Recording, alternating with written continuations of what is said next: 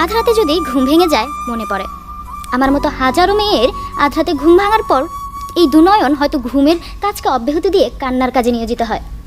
আমার মতো হাজারো মেয়েকে ভাবতে হয় কাক ডাকা ভোরে না হয় আবার আমার আট পৌরে শাড়ি পরে আধ হাত ঘুমটা দিয়ে ঘুমটার নিচে চুলগুলোকে ছেড়ে দিয়ে খালি পায়ে হাতে পান আর সুপারির বাটা নিয়ে কয়েকজন মানুষের সামনে দাঁড়াতে হবে। আজকের বিতর্ক একটু ভিন্ন রকম হতে চলেছে। বাড়ির মেয়ে বাড়ির সম্মান রক্ষা করে রাস্তাঘাটে চলাফেরা করবে। সারাদিন আমি আমার বাড়ির সম্মানকে রক্ষা করে রাস্তাঘাটে চলি। সেই রাস্তাঘাটে চলার সময় রিক্সাওয়ালাকে ভাড়া দিতে গেলে সেই রিক্সাওয়ালা পর্যন্ত আমার হাত ধরার সুযোগ ছাড়ে না।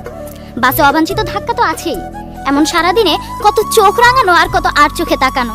সবসময় তো আমরা রক্ত গরম করা অগ্নিছড়া বক্তব্যগুলো শুনি, আজকে আমরা হৃদয় বিরোধ কিছু কথা শুনবো যে কথাগুলো শুনলে আপনাদের চোখে পানি চলে আসবে। ধর্ষিত নারী যখন সমাজ বিতাড়িত, ধর্ষক তখন সমাজপতি। গর্বিণী, আবেগী আর স্বাধীন চেতা তিনটি বিশেষণই বাঙালি নারীর ক্ষেত্রে মানানসই। আবেগ যেমন তাদের দ্রুত স্পর্শ করে, স্বাধীনতার প্রশ্নে তারা অনড়। নিজের সত্তাকে নিয়ে তার অহংকার আছে বটে, সঙ্গে আছে তার দৃঢ় ধৈর্য। আসসালামু আলাইকুম, আশা করি আপনারা সবাই ভালো আছেন। নতুন ভিডিওতে সবাইকে আবারও স্বাগত। সেখানে বেশি কথা বলে সময় নষ্ট করবো না, দেখলে আমরা ভিডিও ফুটেজে চলে যাবো। কারণ আজকে যে ভিডিওটি আপনাদের মাঝে শেয়ার করবো, যে ভিডিওতে দেখতে পাবেন যে কিছু হৃদয় বিরোধ কথা এই আপুটি এমন ভাবে বলতেছিল, এই কথাগুলো কিন্তু বাস্তব, মানে বর্তমান অবস্থায় এগুলোই বেশি বেশি ঘটতেছে, এর আগেও ঘটেছে। সবকিছু মিলাইয়া এই আপুর কথাগুলো শুনুন, শুনলে চোখে পানি পর্যন্ত চলে আসবে। আধ রাতে যদি ঘুম ভেঙে যায় মনে পড়ে, এই বিষয়টি নিয়ে গত 7 দিনে আমি যা যা ভেবেছি তা আজ বলতে গেলে সাতকাহন হয়ে যাবে। যখন আমি প্রথম শুনেছি আমি আবারও বিটিভির মঞ্চে আসার সুযোগ পাচ্ছি, এক দুরন্ত আশা আমার মনে এসে ভর করেছে। সেগুলো বালি। কিছুক্ষণ পর আমার পরিবার থেকে আমাকে জানানো হয়, এই ছোট্ট শহর শেরপুর থেকে শুধু ঢাকা যাওয়ার তোমার কোনো প্রয়োজন নেই, আর যদি একান্তই যেতে হয় তোমার বাবা না হয় তোমার ভাই তোমাকে নিয়ে যাবে। আমি প্রশ্ন করলাম, কেন আমি যেতে পারি না? তুমি একা একটা মেয়ে মানুষ এখান থেকে ঢাকা যাবে, পাগল হয়েছো? বাহ, মানুষ শব্দটির সাথে কি সহজে একটি বিশেষণ বসে গেল, একা একটি মেয়ে মানুষ। ঠিক এভাবে প্রত্যেক রাতের অর্ধেক কাটার পরই আমাকে ভাবতে হয় সেই সূর্যোদয় থেকে সূর্যাস্ত পর্যন্ত শুধুমাত্র মেয়ে মানুষ হওয়ার জন্য আমাকে কতবার না শুনতে হবে। ধন্যবাদ মাননীয় সভাপতি, আজকের এই বারোয়ারি বিতর্কের পর্বে আমাকে কিছু বলার সুযোগ করে দেওয়ার জন্য। আধ রাতে যদি ঘুম ভেঙে যায় মনে পড়ে আমার মতো হাজারো মেয়ের আধ রাতে ঘুম ভাঙার পর এই দুনয়ন হয়তো ঘুমের কাজকে অব্যাহতি দিয়ে কান্নার কাজে নিয়োজিত হয়। আমার মতো হাজারো মেয়েকে ভাবতে হয় কাক ডাকা ভোরে না হয় আবার আমার আট পৌরে শাড়ি পরে আধ হাত ঘুমটা দিয়ে ঘুমটার নিচে চুলগুলোকে ছেড়ে দিয়ে খালি পায়ে হাতে পান আর সুপারির বাটা নিয়ে কয়েকজন মানুষের সামনে দাঁড়াতে হবে। রূপে লক্ষ্মী গুণে সরস্বতী মেয়ে চাই, চুলগুলো লম্বা হতে হবে যেন সে চুলে পুরুষের সৌন্দর্যের সুপ্ত আকাঙ্ক্ষা মিটে যায় এবং প্রয়োজন হলে সেই লম্বা চুলকেই মুষ্টিবদ্ধ করে ধরা যায়। আমাদের সমাজে এমন চিত্র অহরহ। সকালবেলা যখন আমার বইয়ের ব্যাগটি কাঁধে নিয়ে আমি বাসা থেকে বের হই, আমার বইয়ের ওজন কতটা সেটা আন্দাজ করতে না পারলেও আমার উপর চাপিয়ে দেওয়া আমার পুরো পরিবারের সম্মানের ভার কতটা এটা আমাকে অবশ্যই ভাবতে হয়। বাসা থেকে বের হওয়ার আগেই আমাকে বলে দেওয়া হয় বাড়ির মেয়ে বাড়ির সম্মান রক্ষা করে রাস্তাঘাটে চলাফেরা করবে। সারাদিন আমি আমার বাড়ির সম্মানকে রক্ষা করে রাস্তাঘাটে চলি। সেই রাস্তাঘাটে চলার সময় রিক্সাওয়ালাকে ভাড়া দিতে গেলে সেই রিক্সাওয়ালা পর্যন্ত আমার হাত ধরার সুযোগ ছাড়ে না। বাসে অবাঞ্ছিত ধাক্কা তো আছেই, এমন সারাদিনে কত চোখ রাঙানো আর কত আর চোখে তাকানো। কিন্তু আমাকে আমার পরিবারের সম্মান রক্ষা করতে হবে। যখন আমার সম্মানহানি হচ্ছে সেটি আমি কাকে বলবো? পরিবারকে, অভিভাবককে, সমাজকে? সমাজ আর সামাজিকতার মাঝে বন্দি বিনা দোষে দোষী নারী।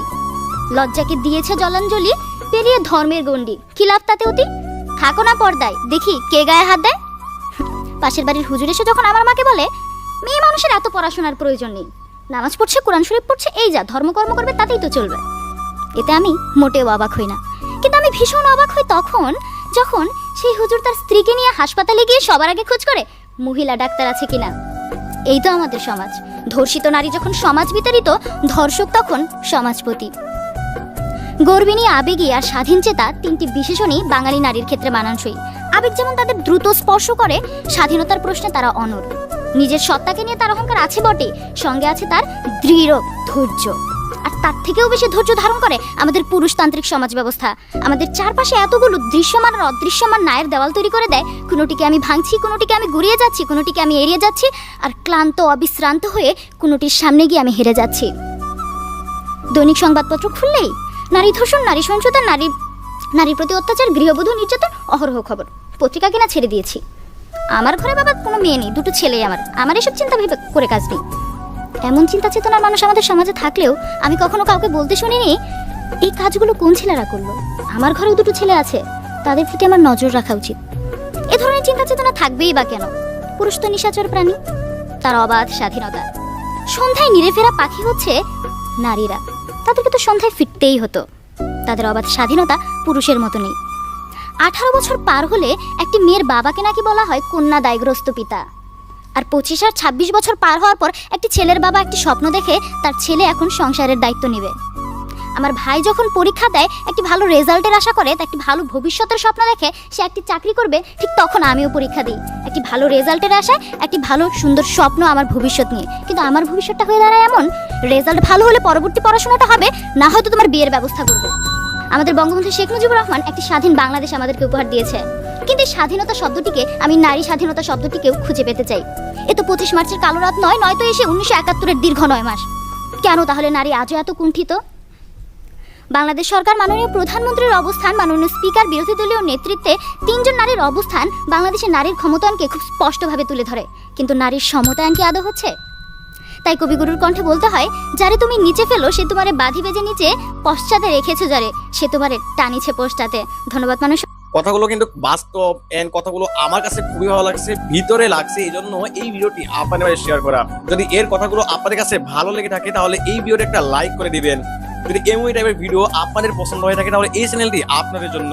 এই জন্য চ্যানেলটিকে সাবস্ক্রাইব করে পাশে থাকা বেল আইকনটি ক্লিক করে রাখুন। দেখা হইতেছে সামনে আবারও কোনো একটা অগ্নিছড়া রক্ত গরম করা এন্ড হৃদয় বিতরক বক্তব্য নিয়ে।